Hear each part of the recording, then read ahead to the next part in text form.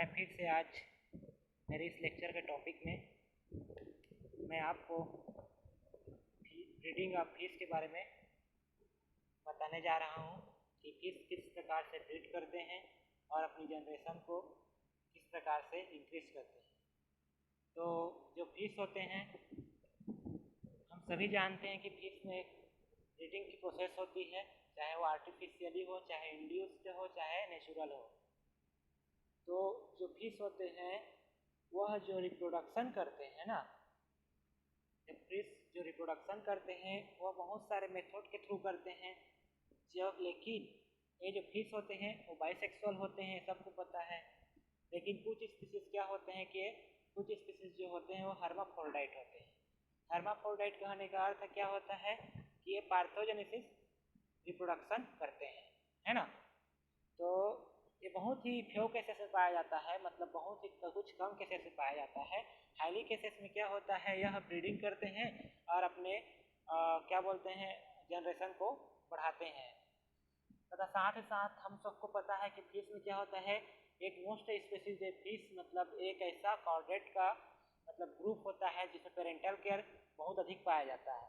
तो जो फिश होते हैं वो parental care highly comparable to other animals, है ना। तो जो फिश होते हैं यही इसमें आज हम ब्रीडिंग की प्रोसेस देखेंगे कि फिश में ब्रीडिंग किस प्रकार से होता है। साथ ही इसमें मेनली जो ब्रीडिंग होता है आज मैं जो बताने वाला हूँ मेरे लेक्चर के टॉपिक में, वो है इंड्यूस्ड ब्रीडिंग। इंड्यूस्ड ब्रीडिंग अर्थात किस प्रकार से हम आर्टिफिशियली फिश को ब्रीड करा सकते हैं, इसके थ्रू इसको हम आज जानेंगे। तो स्टार्ट करते हैं। सबसे पहले जो फिश में ब्रीडिंग होता है ना, वो जनरली पहले तो फिश में ब्रीडिंग कराने के लिए हमको कलेक्ट करना पड़ता है ग्राउंड से, ब्रीडिंग ग्राउंड से, जो कि रिवर होते हैं या तो कहीं से भी इकोनॉमिक और अनइकोनॉमिक स्पीसीज को हम कलेक्ट करते हैं। देन उसके बाद उसके स्पर्म और एग को मतलब मिक्स करके उसका क्या बोलते हैं मिक्स करके उसका हम लोग ब्रीडिंग कराते हैं। ये सब मेथड आर्टिफिशियली होता है। तो जो हम लोग जो मेथड करते हैं इसमें कुछ सावधानी भी बरतनी चाहिए, क्योंकि क्या होता है कि जो एग होता है फिश का वो प्रीडेटरी एग भी हो सकता है, जो हम एग उसमें मिक्स कर रहे हैं उसको, तो उसको सेपरेट करना क्या होता है, सेपरेट नहीं किया जा सकता। मेनली जो होता है सेपरेट करना बहुत कठिन होता है ना। तो इसके लिए क्या होता है, हम इंड्यूस्ड ब्रीडिंग की प्रोसेस करते हैं। तो इंड्यूस्ड ब्रीडिंग क्या होता है, एक आर्टिफिशियली मेथड होता है जिसमें आर्टिफिशियल फर्टिलाइजेशन और इंड्यूस्ड ब्रीडिंग मौजूद होते हैं। तो इसको आज हम जानेंगे कि किस प्रकार से फिश में ब्रीडिंग होता है। साथ ही साथ तो किस प्रकार से हम लोग सीड का कलेक्शन करते हैं, फिर उसके बाद किस प्रकार से उसमें हम लोग ब्रीड करा करके एक नए जनरेशन फिश के मतलब उसकी उत्पत्ति करते हैं, है ना। तो आज का जो मेरा टॉपिक है वो है इंड्यूस्ड ब्रीडिंग के बारे में है। तो इसमें हम देखते हैं, तो डेफिनेशन कह रहा है कि जो फिश होते हैं वो किस प्रकार से इंड्यूस ब्रीडिंग करते हैं, तो उसके बारे में हम आज जानेंगे। तो जो डेफिनेशन के थ्रू अगर देखें तो एक आर्टिफिशियली प्रोसेस होती है जिसमें हम ना किसी भी मेल या मैच्योर मेल या फीमेल फिश के उसके पिट्यूटरी ग्लैंड जो हमारे बॉडी के मेन मास्टर ग्लैंड होता है, ठीक उसी प्रकार फिश के पिट्यूटरी ग्लैंड को एक्सट्रैक्ट कर करके उसे अलग करते हैं। देन उसके बाद उसको मिक्स कर देते हैं, फिर जो क्या बोलते हैं उसको एक्साइटेड करते हैं पिट्यूटरी ग्लैंड को निकाल करके, फिर उसको जो निकाल करके उसको एक्सट्रैक्ट करके उसको किसी दूसरे फिश में मतलब रिमूव किया जाता है, उसको ट्रांसपोर्ट किया जाता है। और उसमें जो एग बनता है ना, उसमें जो कोल्ड वाटर में जो एग डाला जाता है वह उसके लेइंग की प्रोसेस को बढ़ाते हैं। और यह प्रोसेस जो होता है वो क्या बोलते हैं फर्टिलाइजेशन के थ्रू होता है, मतलब तो इस प्रोसेस को इंड्यूस्ड ब्रीडिंग कहते हैं। इंड्यूस्ड ब्रीडिंग कहने का अर्थ ये है कि किसी भी मछली के पिट्यूटरी ग्लैंड को निकाल करके, चाहे वो मैच्योर फीमेल हो या मेल हो, फिर उसको एक्साइटेड किया जाता है निकाल करके, फिर उसके बाद एक्साइटेड करने के पश्चात उसको पॉन्ड वाटर में लेइंग के लिए एग लेइंग के लिए डाला जाता है। देन उसके बाद वह फर्टिलाइजेशन करता है और फिर वह अपनी नई स्पीसीज या नई जनरेशन को प्रोवाइड करता है। तो इस प्रकार की प्रोसेस जो होती है इंड्यूस ब्रीडिंग कहलाती है। इंड्यूस ब्रीडिंग की जो प्रोसेस होती है इसको हम लोग हाइपोफाइजेशन भी कहते हैं। इसको एक और नाम से जाना जाता है हाइपोफाइजेशन। तो ये होता है आर्टिफिशियल ब्रीडिंग या इंड्यूस्ड ब्रीडिंग, जो कि उसका डेफिनेशन था। देन उसके बाद हम लोग देखते हैं हिस्ट्री कि इंड्यूस्ड ब्रीडिंग कहाँ कहाँ से कैसे कैसे बना और इसकी किस किस साइंटिस्ट ने अपने अकॉर्डिंग किस प्रकार से दिया। तो जो पहले साइंटिस्ट थे वो सर B.A. हसी थे, जिन्होंने 1930 में अपना एक टेक्निक दिया था, जिसमें उन्होंने अर्जेंटीना में दिया और उन्होंने मतलब इंड्यूस्ड ब्रीडिंग को फर्स्ट बार इवॉल्व किया अर्जेंटीना में, है ना। देन उसके बाद उन्होंने पिट्यूटरी एक्सट्रैक्ट को प्रोड्यूस किया। एक कौन थे? B.A. हसी सर। उसके बाद आते हैं Brazilian was the first country, जो ब्राज़ील के कंट्री में ना यह टेक्निक जो हाइपोफाइजेशन बोल रहे हैं वह टेक्निक 1934 में दिया गया। देन उसके बाद हमारे इंडिया की बात की जाए तो पहली बार इंडिया में जो सिरहिनस मृगला होता है, जो फिश का एक प्रजाति होता है, उसमें पहले हामिद खान सर ने इसको 1937 में प्रोवाइड किया था, है ना। उसके बाद डॉक्टर हीरालाल चौधरी सर, इन्होंने 1955 में भी माइनर कार्प में यह टेक्निक अपनाया था। देन जो कुन्ही नामक साइंटिस्ट थे, इन्होंने अपनी सक्सेसफुली ब्रीडिंग के थ्रू एक्सोटिक जो चाइनिक फिश कार्प होते हैं उसमें और जो सिल्वर कार्प होते हैं उसमें अपनी प्रोसेस को मतलब इंड्यूस्ड ब्रीडिंग को बताया था। तो ये डिफरेंट प्रकार के साइंटिस्ट हैं जिन्होंने अपने अकॉर्डिंग अपने क्या बोलते हैं तकनीक के आधार पर अपना परीक्षण किया और फिश के इंड्यूस्ड ब्रीडिंग के बारे में बताया। तो हो गया हिस्ट्री। अब देखते हैं अगले स्लाइड में कि इंड्यूस्ड ब्रीडिंग की आवश्यकता क्या क्या होती है ना, किस प्रकार से क्यों होती है, आवश्यक क्यों हुआ, इंड्यूस्ड ब्रीडिंग करने की आवश्यकता क्यों पड़ी। तो जो पहला कंडीशन यह बोल रहा है कि जो इन्वायरमेंटल कंडीशन होते हैं, है ना, उसमें लाइक दैट फोटो पीरियड होते हैं, रेन होता है, टेम्परेचर होता है, वाटर करेंट होता है। तो जो ये सभी जो सोर्सेस होती हैं इनको अगर प्रोवाइड किया जाए तो जो इंड्यूस्ड ब्रीडिंग होगा वो सक्सेसफुली होगा। देन उसके बाद जो इनसफिशिएंट हार्मोन रिलीज नहीं हो रहे थे उनको रिलीज करना पड़ता है।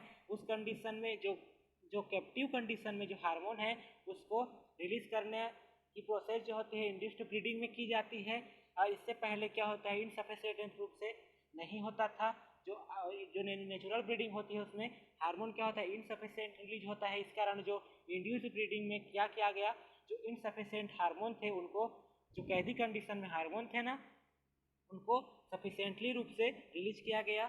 देन उसके बाद इनसफिशिएंट ऑफ नेचुरल फूड, जो नेचुरल फूड थे वो मछली या फिश के लिए इनसफिशिएंट थे, तो इसके लिए इंड्यूस्ड ब्रीडिंग का होना आवश्यक हो गया। इस कारण की बहुत सारी आवश्यकताएं हो गई जिसके कारण हम लोग इंड्यूस्ड ब्रीडिंग करना पड़ा, है ना। देन उसके बाद अगले स्लाइड में हम लोग देखते हैं method of induced breeding. Induced breeding की प्रोसेस क्या होती है, किस प्रकार से इंड्यूस्ड ब्रीडिंग की जाती है। तो इंड्यूस्ड ब्रीडिंग की जो प्रोसेस होती है वो मेनली 3 या 4 स्टेप में कंप्लीट होती है। तो ये जो स्टेप हैं उसको मैं आगे दूसरे टाइप से डील किया हूँ, एक खाली स्टेप के बारे में बस नाम है कि किस प्रकार से हम लोग इसको मेथड को हम लोग प्रदर्शित कर रहे हैं। तो पहला क्या करते हैं, कलेक्शन ऑफ पिट्यूटरी एक्सट्रैक्ट। तो कलेक्शन ऑफ पिट्यूटरी एक्सट्रैक्ट तो मतलब हम किस प्रकार से पिट्यूटरी के जो एक्सट्रैक्ट आते हैं, है ना, उसको किस प्रकार से कलेक्ट करते हैं उसके बारे में हम देखेंगे। देन सिलेक्शन ऑफ ब्रीडर्स, कि जो ब्रीडर्स होते हैं उनका सिलेक्शन किस प्रकार से होता है। देन तीसरे बाद आता है पिट्यूटरी एक्सट्रैक्ट, जो हम लोग कलेक्ट कर चुके हैं किसी भी, है ना, प्लेस पे, तो उसको हम किस प्रकार से मतलब इंजेक्ट करें किसी दूसरे फिश के मतलब बॉडी में। देन उसके बाद स्पॉइनिंग इन ब्रीडिंग हापा, मतलब हापा कहने का अर्थ, ब्रीडिंग हापा कहने का अर्थ एक नेट है जिसमें हम लोग ना ब्रीडिंग कराते हैं, फिर देन उसके बाद स्पॉइनिंग कराते हैं फिश को। स्पॉइनिंग कहने का अर्थ होता है उसके बच्चे देने की प्रोसेस होती है। तो इस जो 4 मेथड दिया गया है इसके थ्रू हम एक नए जनरेशन का फॉर्मेशन करते हैं किसी भी फिश का। तो ये 4 मेथड होता है वो दूसरे तरीके से आगे टेक्निक में बताया गया है। तो जो स्टेप है इसको आप याद रखिएगा क्योंकि ही मेनली स्टेप है। यदि आप ये स्टेप याद रख लेते हैं तो आपका जो सभी प्रोसेस जो होती है बन जाती है ना। तो इसके कुछ डायग्राम के थ्रू मैं बता देता हूँ सिंपली। पहले में देखा गया है, पहला डायग्राम ये फीमेल का है ना, 3 जो डायग्राम है फीमेल दिया गया है, देन एक मेल दिया गया है। तो जब female fish are given 1 or more injection to regulate the repairing of egg. तो जो क्या बोल रहा है, जो फीमेल फिश होते हैं एक या एक से अधिक उनमें इंजेक्शन दिया जाता है ना, ताकि वह जो मैच्योर एग है, रिपेयरिंग अर्थात मैच्योर जो रिपेयरिंग एग है वह रेगुलेट कर सके, है ना, उसमें इंजेक्ट कराया जाता है। दूसरा में क्या कहा गया है कि जो repairing egg are stripped from female fish, और जो रिपेयरिंग एग है उसको क्या बोल रहा है, स्ट्रिप कर रहा है, स्ट्रिप कर रहा है ना। उसके बाद देखते हैं तीसरा प्रोसेस में फिर वही इंजेक्ट कराया जा रहा है। देन होते हैं चौथा प्रोसेस क्या बोल रहा है, जिस प्रकार से इसमें तीसरा में डायग्राम में देखा था हमने कि जो एग को ना फीमेल बॉडी से स्ट्रिप कराया गया, उसको निकाला गया।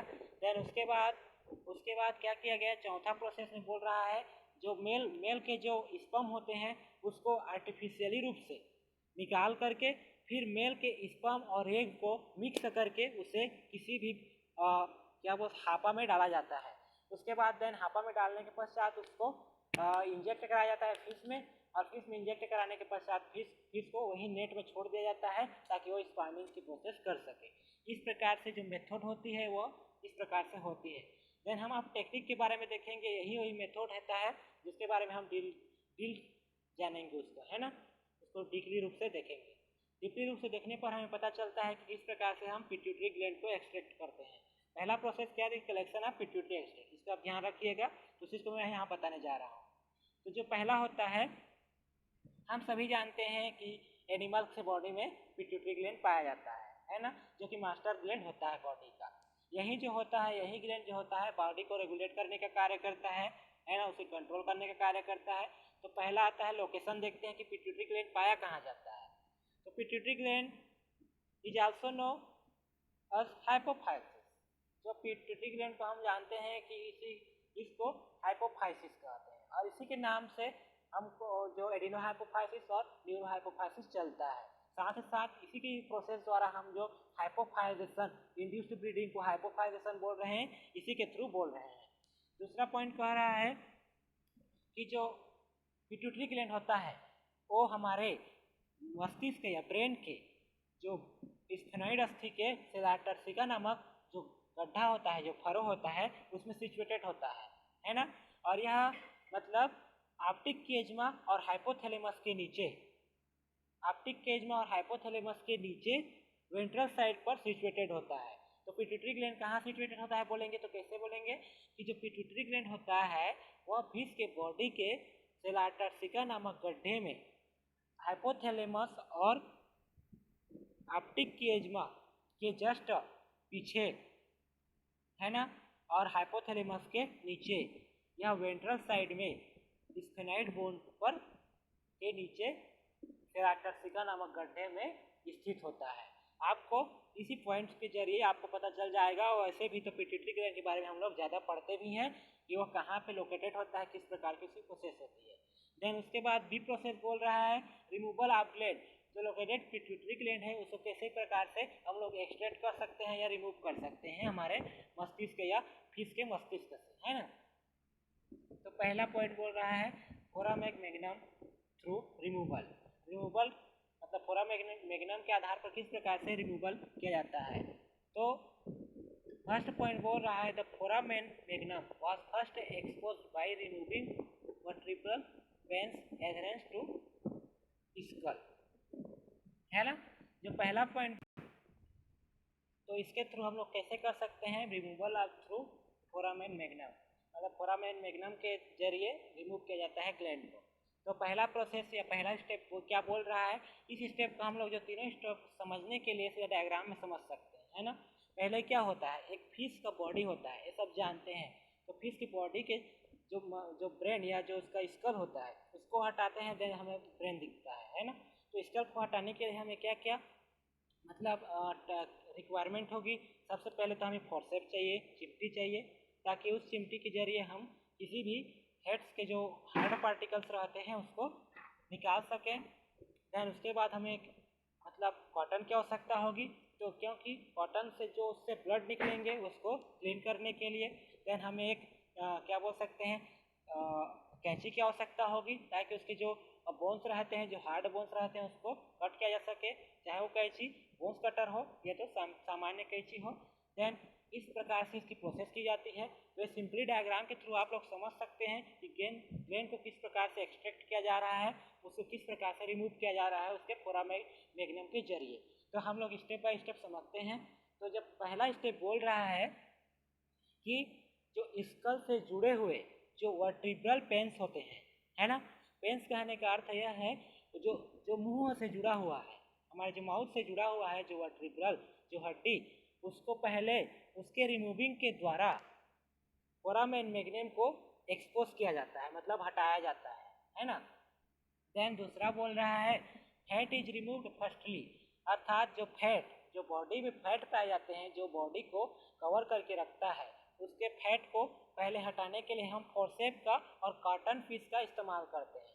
तो पहले फैट को हटाने के लिए चिमटी अर्थात फोर्सेप का उसको हटाया जाएगा, फैट जो बॉडी रहेगा, है ना, फैट बॉडी को। देन उसके बाद उसको कॉटन से क्लीन किया जाएगा।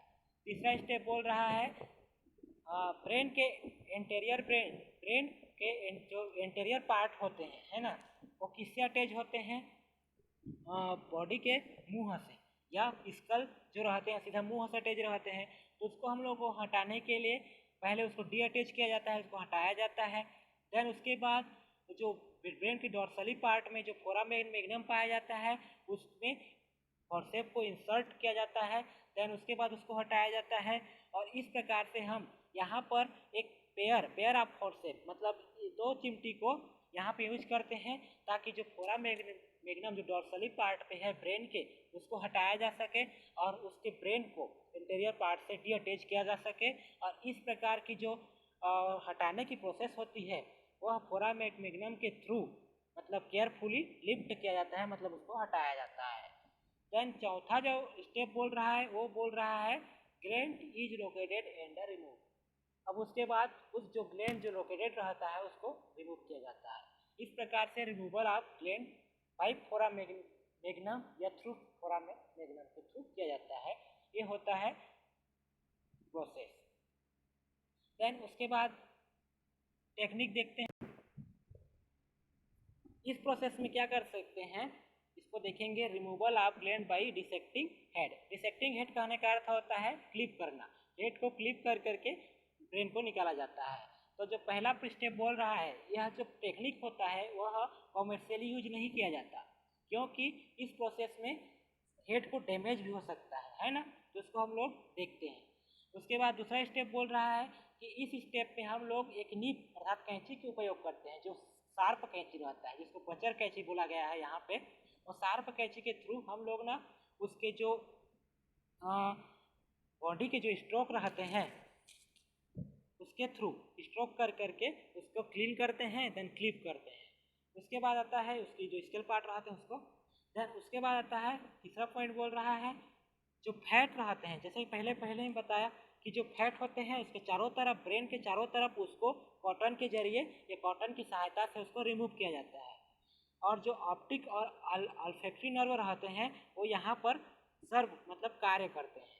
देन उसके बाद ब्रेन क्या होता है ऊपर की ओर लिफ्ट कर दिया जाता है, मतलब ऊपर की ओर निकाल दिया जाता है। देन उसके बाद उसे रिमूव कर दिया जाता है और यहाँ पे जो ग्लैंड होता है वो हमें दिखाई देता है।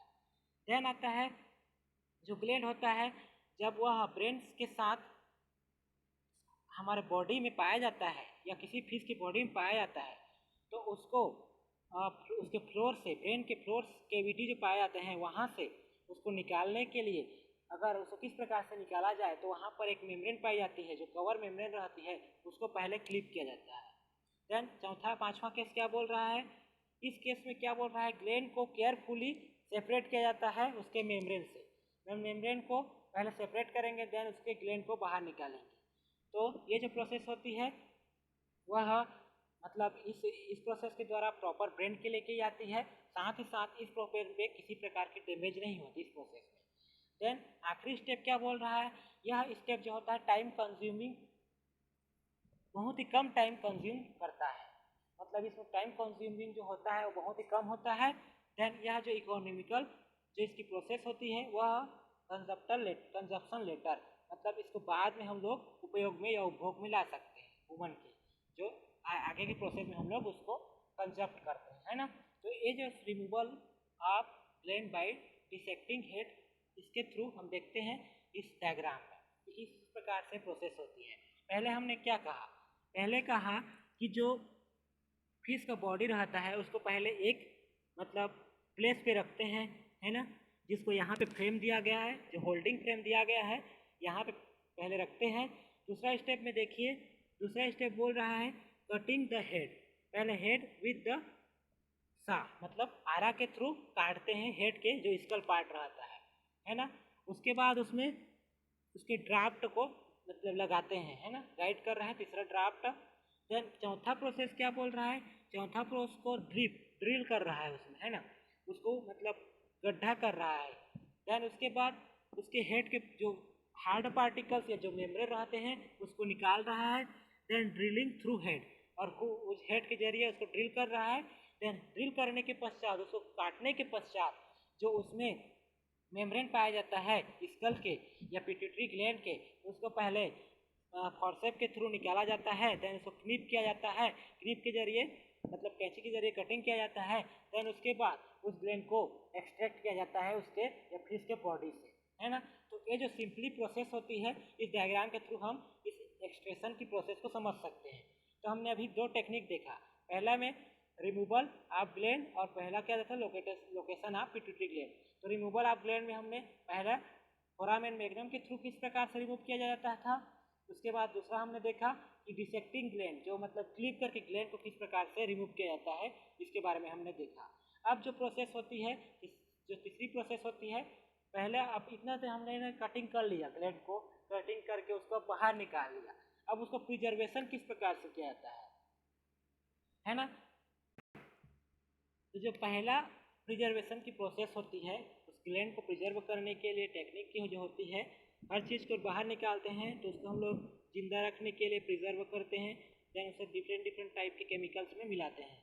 तो पहला जो होता है एल्कोहल प्रिजर्वेशन, हर चीज़ के लिए प्रिजर्व करने के लिए एल्कोहल मोस्ट इम्पॉर्टेंट होता है।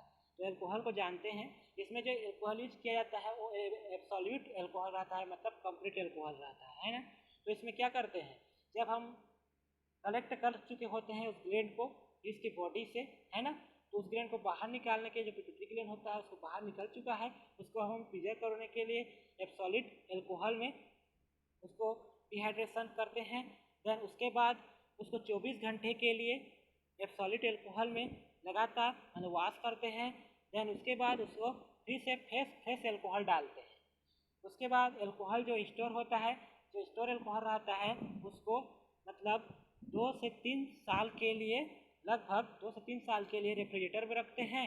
देन उसके बाद यह रूम टेम्परेचर जो होता है वह 1 ईयर के लिए होता है। तो इस प्रकार से एल्कोहल में हम लोग इस प्रकार से प्रिजर्वेशन कर सकते हैं। देन उसके बाद आता है एसीटोन प्रिजर्वेशन। ठीक उसी प्रकार एल्कोहल के टाइप से ये भी एसीटोन प्रिजर्वेशन होता है।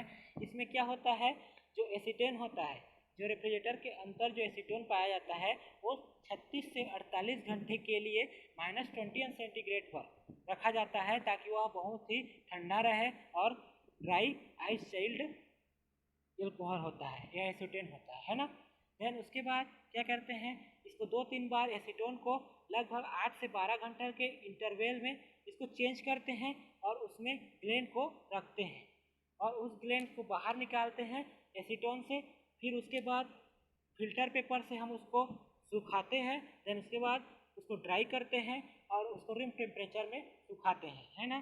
फिर उसके बाद क्या करते हैं, इसको 1 आवर के लिए फिर रूम टेम्परेचर में रखते हैं, उसके बाद उसको ड्राई करते हैं। और इस प्रकार की जो प्रोसेस की गई वो लार्जली रूप से यूएसए मतलब संयुक्त राज्य अमेरिका और तथा यूएसएसआर मतलब रूसिया में की गई।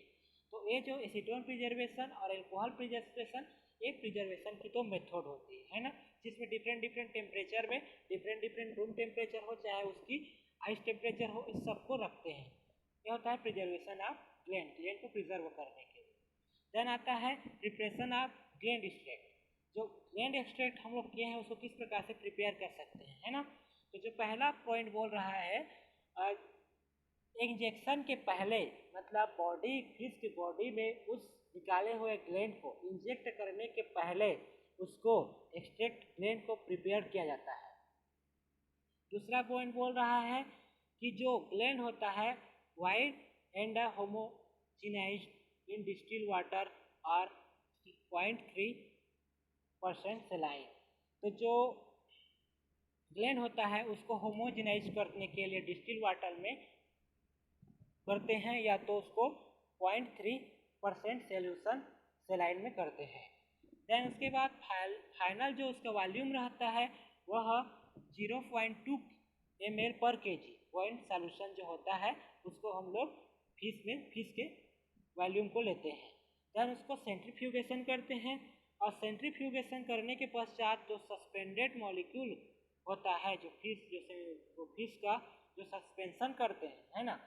उसके बाद जो सुपरनेटेंट कहने का अर्थ क्या होता है, यहाँ जो सुपरनेटेंट होता है वह उसका ऊपर वाला पोर्शन जो फिश के ऑर्गन्स का या ग्लैंड के ऑर्गन्स जो रहते हैं ना, उसके जो सुपरनेटेंट जो सेंट्रीफ्यूज हो चुके हुए जो ऑर्गन्स रहते हैं उसका जो अपर वाला पार्ट रहता है जो ऊपरा वाला पार्ट रहता है उसको सुपरनेटेंट पार्ट कहते हैं। तो उसको हम लोग इंजेक्शन के लिए यूज करते हैं। ये होता है प्रिपरेशन ऑफ ग्लैंड एक्सट्रैक्ट, ये हो गया। देन उसके बाद प्रिजर्वेशन ऑफ ग्लैंड एक्सट्रैक्ट, जो ग्लैंड होता है उसको प्रिजर्व फिर से किस प्रकार से की जाती है, जिस प्रकार से अल्कोहल प्रिजर्वेशन एसीटोन प्रिजर्वेशन होती है, ठीक उसी प्रकार ग्लिसरीन में इसको हम लोग 24 घंटे के लिए रेफ्रिजरेटर में ग्लिसरीन के थ्रू रखते हैं, है ना।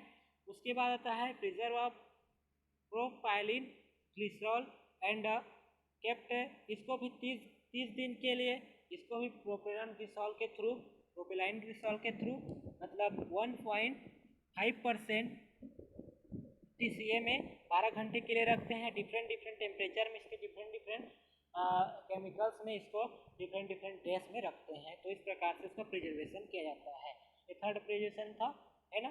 देन आता है ब्रूडर सिलेक्शन, जो ब्रूडर का सिलेक्शन किस प्रकार से करते हैं। अब तो हमने क्या हुआ, इंजेक्शन अभी नहीं हुई है, इंजेक्शन की पहले की जो प्रोसेस होती है उसको हम लोग बताए कि किस प्रकार से उसके पिट्यूटरी ग्लैंड को निकाले हैं, उसको किस प्रकार से प्रिजर्व किए हैं। तो जो इतना जो प्रोसेस हुआ किस तो मेथड का अगर देखा जाए तो मेथड के थ्रू देखें तो ये जो प्रोसेस हो रही है वो पिट्यूटरी एक्सट्रैक्ट तक ही प्रोसेस है। First collection of pituitary extract ही हुई है। अब जो ब्रूडर्स सेलेक्ट कर रहे हैं तो जो दूसरा प्रोसेस है हम इसको देखते हैं, है ना। जो दूसरा प्रोसेस है ब्रूडर सेलेक्शन या ब्रीडर सेलेक्शन, है ना। तो जो ब्रूडर्स रहते हैं उसको किस प्रकार से सेलेक्ट करते हैं, है ना, और किस प्रकार से उसको सिलेक्शन किया जाता है। तो इसमें जो क्या होता है, जो ब्रूडर्स का सिलेक्शन करते हैं ना, वह इसका जो बॉडी वेट होना चाहिए वो लगभग 1 से 5 kg होना चाहिए। साथ ही साथ यह 2 से 4 ईयर के एज में मैच्योर होना चाहिए। इस प्रकार से ऐसे हेल्थी ब्रूडर्स का सिलेक्शन किया जाता है। तो इस प्रकार से ब्रूडर्स का सिलेक्शन करते हैं। उसके बाद आता है अब तीसरा कंडीशन आ गया, तीसरी प्रोसेस आ गई जो तो हमने पिछले अभी बताया है। पहला मेथड क्या था, एक्सट्रैक्शन का था, दूसरा ब्रूडर सिलेक्शन का था, अब तीसरा जो होता है उसको इंजेक्शन की प्रोसेस होती है। तो इंजेक्शन की प्रोसेस में किस प्रकार से होती है इसको हम डायग्राम के थ्रू देख सकते हैं। ये जो डायग्राम दिया गया है, जो ब्रूडर फिश रहते हैं उसमें किस प्रकार से उसके जो एक्सट्रैक्ट मटेरियल निकले हैं उसको हम लोग डालते हैं कलेक्शन के थ्रू, है ना। तो ये जो होता है ये इस प्रकार से इंजेक्शन ऑफ द ब्रूडर्स देखते हैं कि इंजेक्शन ऑफ ब्रूडर्स में किस प्रकार से ब्रीडर्स में इंजेक्शन दिया जाता है। तो जो पहला पॉइंट बोल रहा है कि pituitary extract is administrated into the body of breeders by means of hypodermic सीरिंग्स either intramuscular और इंट्रापेरिटोनियल। तो जो इंजेक्शन दिया जाता है बॉडी में, फिश की बॉडी में, उसको किसके थ्रू दिया जाता है, हाइपोडर्मिक सीरिंग्स के थ्रू, चाहे वह इंट्रामस्कुलर हो चाहे वह इंट्रापेरिटोनियल हो, उसमें दिया जाता है। उसके द्वारा ब्रीडर्स की बॉडी में इंजेक्ट कराया जाता है पिट्यूटरी एक्सट्रैक्ट को। दूसरा कंडीशन बोल रहा है, दूसरा पॉइंट बोल रहा है कि इसमें जो डोसेज दिया जाता है पिट्यूटरी एक्स का जो एक्सट्रैक्ट रहते हैं पिट्यूटरी ग्लैंड के, उसको ब्रीडर्स में वो होता है किस पे डिपेंड करता है, उसके state of size, state of maturity और स्टेट ऑफ उसके डोनर्स जो ग्लैंड रहते हैं उस पर उसकी मैच्योरिटी के आधार पर ये डिपेंड करता है। अर्थात ये जो ब्रीडर्स रहते हैं वो रेसिपिएंट होते हैं, साथ ही साथ जो डोनर होते हैं उन दोनों के कंडीशन पर यह डिपेंड रहता है। तीसरा कंडीशन बोल रहा है कि ये जो इंट्राक्रेनियल इंजेक्शन जो दिया गया वो सबसे पहले कहाँ किस कंट्री ने इसको प्रोवाइड किया, प्रीफर किया। तो जो रूसिया या यूएसएसआर जो रूस हैं उन्होंने पहले इसको प्रोसेस को बताया, देन उसके बाद इसको जो इंट्रापेरिटोनियल की जो प्रोसेस होती है उसको मतलब प्रीफर किया यूएसए ने, देन जापान ने। तो जो प्रोसेस किया इन्होंने अपने अपने टेक्निक के आधार पर अपने अपने लैब में, वो यूएसए और जापान ने इंट्रापेरिटोनियल किया और जो रूस ने इंट्राक्रेनियल किया। देन हमारे इंडिया ने किया वह इंट्रामस्कुलर इंजेक्शन डाला फिश की बॉडी में, और जो intramuscular injection given at the caudal peduncle और shoulder region near the base of the dorsal fin. तो डोर्सल फिन के करीब, उसके समीप है ना, सोल्जर रीजन पर या तो काउडल पेंडकल पर उसको इंजेक्ट किया। इंट्रामस्कुलर को हमारे इंडिया की बात की जा रही है। जो इंट्रापेरिटोनियल जो दिया गया, जो इसको किसने दिया, यूएसए और जापान ने। इन्होंने पेल्विक और पेक्टोरल फिन पे दिया। जिस प्रकार हमारे इंडिया ने काउडल फिन पे दिया था, इन्होंने पेक्टोरल और पेल्विक फिन पे इंजेक्ट कराया ब्रीडर्स की। तो इस प्रकार से इंजेक्शन की प्रोसेस होती है और उस पिट्यूटरी एक्सट्रैक्ट जो निकाला गया था उसको अब ब्रीडर्स के अंदर इंजेक्ट किया जाता है ताकि वह स्पॉइनिंग की प्रोसेस कर सके। ये होता है इंजेक्शन ऑफ ब्रूड फिश। ये होता है कुछ सिस्टेमिक हार्मोन होता है जिसको इंजेक्ट कराया जाता है। ये होता है ओवा प्रिम और ओवाटाइड। ओवा प्रिम और ओवाटाइड ये जो दो प्रकार के यहाँ पे जो क्या बोलते हैं जो दिख रहे हैं, यही जो हार्मोन होते हैं इनको इंजेक्ट कराया जाता है फिश की बॉडी में। उसके बाद आता है डोज। डोज किस प्रकार से इंजेक्ट कराया जाता है, कितने डोज में, कितनी मात्रा में उसके देना चाहिए उसके डोज को, तो इसको हम देखते हैं। पिट्यूटरी एक्सट्रैक्ट का डोज किस प्रकार से होना चाहिए ताकि वह प्रीफर कर सके जो डॉक्टर रहते हैं, जो साइंटिस्ट रहते हैं उन्होंने। Female given 2 doses. फीमेल को 2 डोज में दिया जाना चाहिए। पहला जो प्राथमिक डोज रहता है, जो इनिशियल डोज रहता है, वो बॉडी वेट के पर केजी के आधार पर 2 से 3 मिलीग्राम देना चाहिए उसके पर केजी के आधार पर। देन दूसरा जो रिजॉल्विंग डोज होता है ना, या फाइनल डोज होता है, उसको उसके बॉडी वेट के आधार पर 6 से 8 मिलीग्राम देना चाहिए। और जो मेल में जो नर फिश में जो डोज दिया जाता है उसको फर्स्ट डोज जो होता है और जो सेकेंड डोज होता है वह फीमेल के पर बॉडी वेट के केजी के आधार पर 2 से 3 मिलीग्राम दिया जाता है ना। तो जो मेल में केवल एक प्रकार का डोज दिया गया और फीमेल में 2 टाइम डोज दिया गया।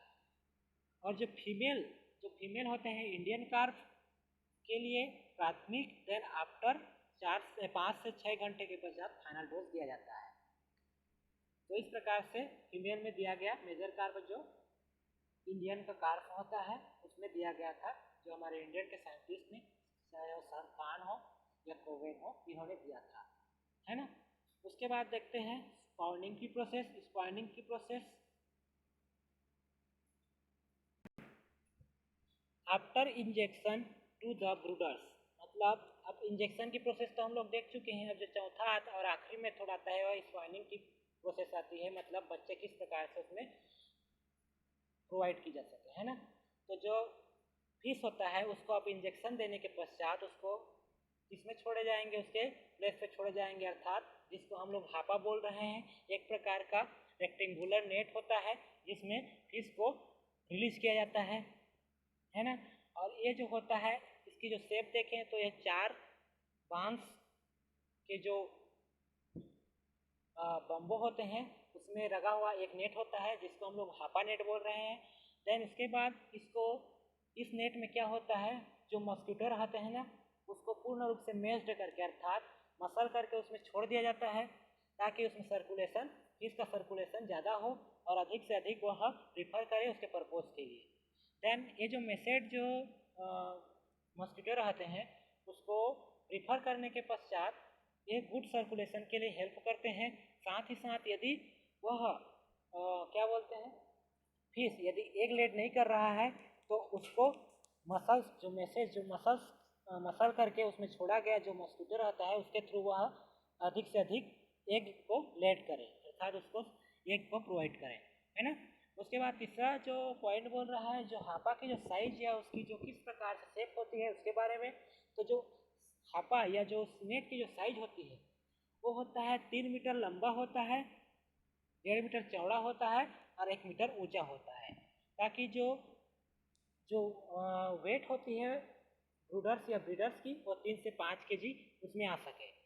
उसके बाद आते हैं the height of the Hapa should remain about 20 centimetre above the level of the water. और जो हापा की जो साइज होती है वाटर के जो सरफेस होते हैं उससे लगभग 20 सेंटीमीटर ऊपर होना चाहिए, ताकि जो ब्रूडर्स रहे हैं उसमें किसी प्रकार की मतलब वहाँ से न भाग सके। और द रूप कैन बी ओपन और क्लोज, और उसका जो रूप रहेगा वह या तो ओपन भी रह सकता है या तो क्लोज भी रह सकता है, लेकिन मेनली हम उसको क्लोज करके रखते हैं, है ना, जो उसके दरवाजा रहता है उसको, है ना। ये होता है स्पाइनिंग की प्रोसेस। इसको हम लोग चित्र के द्वारा देखें तो चित्र में कुछ दिखाई दे रहा है मच्छरदानी के टाइप से, है ना। तो जो 4 इसके डंडे लगे हुए हैं उसको बम्बो बोला गया है ना। देन बीच में इसका जो नेट है जो इसकी लंबाई गुणे चौड़ाई गुणे ऊंचाई थी, है ना, वो इस प्रकार से दिया गया है। और इसका जो सरफेस है वो लगभग वाटर सरफेस के 20 सेंटीमीटर ऊपर है, यहाँ पे फर्स्ट डायग्राम में दिख रहा है ना। इस प्रकार से इसे ब्रूडर्स को लगाया जाता है। देन उसके बाद उसमें जो मैच्ड मॉस्किटो रहते हैं उसको सर्कुलेशन के लिए इसमें रखा जाता है। आखिरी प्रोसेस क्या बोल रहा है, 3 से 6 घंटे के लिए उसमें प्राइमरी डोज तो दे चुके हैं, अब सेकेंड डोज को 3 से 6 घंटे के लिए उसमें लगा के बाद ही दिया जाता है ना। Then turn out the midnight if the second injection was given in the evening. जो इसके बाद क्या करते हैं, जो फर्स्ट इंजेक्शन दिया गया था उसके बाद सेकेंड इंजेक्शन लगाया जाता है इवनिंग टाइम में, है ना। Successfully induced breeding result in the spawn of fertilize egg. तो जो सक्सेसफुली जो इंडिंग होती है ब्रीडिंग, है ना, जो ब्रीडिंग की अब समाप्ति आ रही है उसकी इंड हो रहा है, तो स्पॉनिंग की जो प्रोसेस होगी उसमें सक्सेसफुली होती है और वह सक्सेसफुली एग देते हैं। जो ब्रीडर्स रहते हैं वो सक्सेसफुली एग को प्रोवाइड करते हैं और इस प्रकार के जो फर्टिलाइजेशन होता है उसके थ्रू एग प्रोवाइड हो चुका है। और जो एग अनफर्टिलाइजेड रहते हैं जो वाइट कलर के रहते हैं या तो दूसरे कलर के होते हैं उनको पहचान लिया जाता है ना। और इस प्रकार से जो एग रहते हैं ट्रांसपेरेंट टाइप से रहते हैं और ये अपना एग को फिर लेड करते हैं और फिर अपने बच्चे को प्रोवाइड करते हैं। इस प्रकार से स्पॉइनिंग की प्रोसेस होती है। तो हमने इतने में देखा, फर्स्ट प्रोसेस में हमने क्या देखा कि पिट्यूटरी ग्लैंड को किस प्रकार से एक्सट्रैक्ट कर रहे हैं।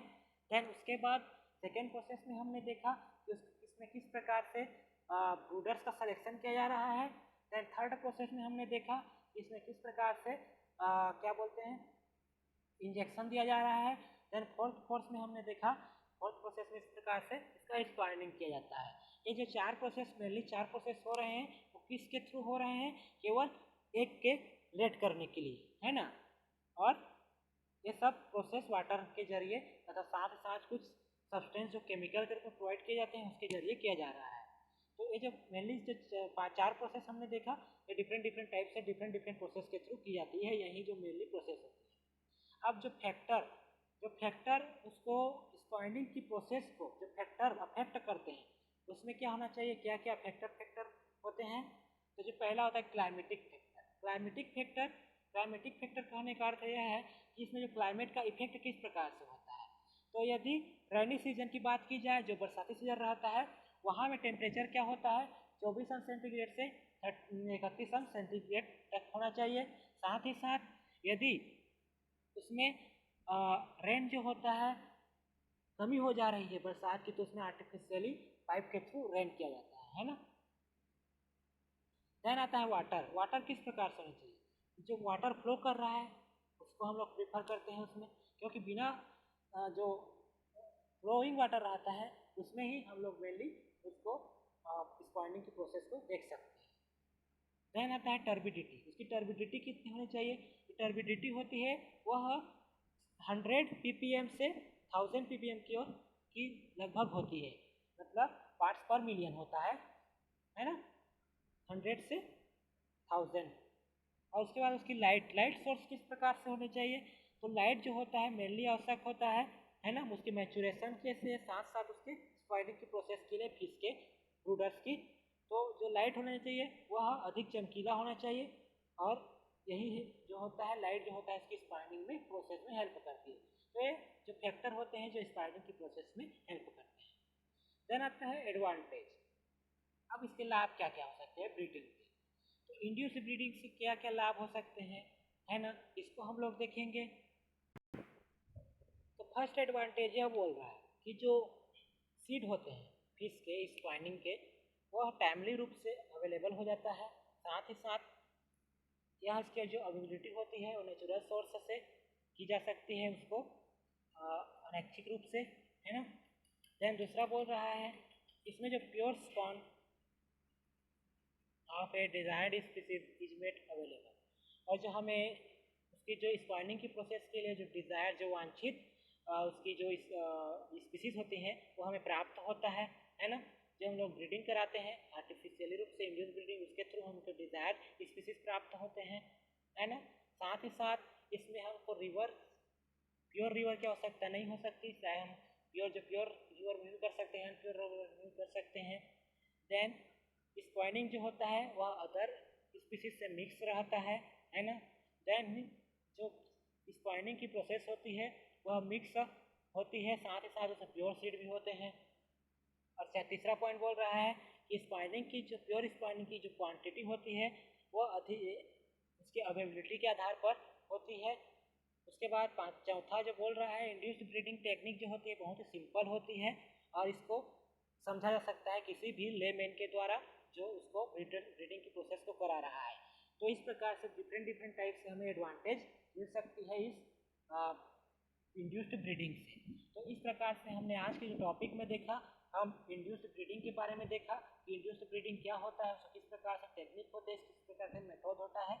तो आगे हम देखेंगे, ये तो हमारे इंडिया बहुत से कंट्रीज में किया गया, लेकिन जो चाइनीज़ मेथड आप इंड्यूस्ड ब्रीडिंग देखेंगे उसको हम अगले वीडियोस में देखेंगे, तो चाइनीज़ मेथड में किस प्रकार से इंड्यूस्ड ब्रीडिंग की जाती है। तो इतना तक के जो इंड्यूस्ड ब्रीडिंग हमारा कंप्लीट होता है ना। जो इंड्यूस्ड ब्रीडिंग इन चाइनीज़ मेथड होता है एक अलग मेथड होता है, तो इसके बारे में हम आगे देखेंगे। तो यदि आपको ये मेरा वीडियो अच्छा लगा तो प्लीज़ लाइक करें, सब्सक्राइब करें और कमेंट्स करें, और आपका आशीर्वाद सदैव मेरे ऊपर बना रहे। धन्यवाद।